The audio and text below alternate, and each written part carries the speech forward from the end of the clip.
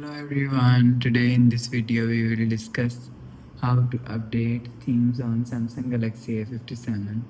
Let's start the video. First of all, go to app library. Here click on settings app.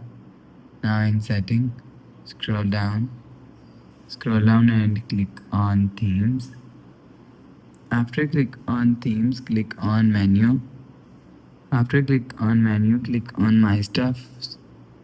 After click on my stuff, here showing you update. If you want to update themes, so click on update. So you will see themes, wallpaper icon and AOD. You will see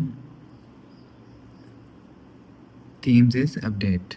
After the process, go back to home screen. So that's how you can update themes on Samsung Galaxy A57. If you like the video, please subscribe. Thanks for watching.